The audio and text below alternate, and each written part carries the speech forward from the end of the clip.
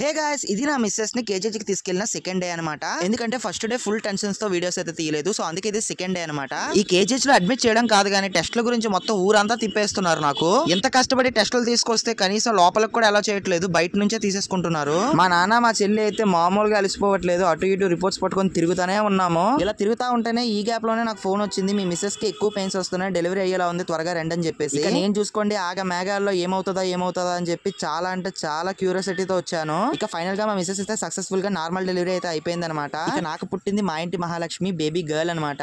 ఇక మా మిసెస్ కూడా చాలా అంటే చాలా హెల్దీగానే సేఫ్ గానే ఉంది. ఇక బేబీని కూడా కొన్ని టెస్టులు చేసి బేబీ హెల్దీగానే ఉంది, తల్లి దగ్గర వేసేయండి అని చెప్పేసి అన్నారు. సో మేమైతే చాలా హ్యాపీ, ఎందుకంటే ఇక్కడ చాలా మంది పిల్లలు డెలివరీ అయిన తర్వాత పిల్లల వాడికి షిఫ్ట్ అయిపోతున్నారు. అక్కడ 2-3 days కండిషన్ లో ఉంచిన తర్వాత తల్లి దగ్గర వేస్తున్నారు. బట్ మా బంగారు తల్లికి అయితే అటువంటి బాధ ఏం లేకుండా డైరెక్ట్ గా అయితే తల్లి దగ్గరికి వచ్చేసింది. ఇంకా మా చిన్న చూడండి ఎంత హ్యాపీగా ఉందో. ఇంకా మా ఇంటి మహాలక్ష్మిని అయితే 1 week తర్వాత డిశ్చార్జ్ అయితే చేస్తానని చెప్పారు. అప్పుడైతే మళ్ళీ కలుద్దాం, ఓకేనా? See you.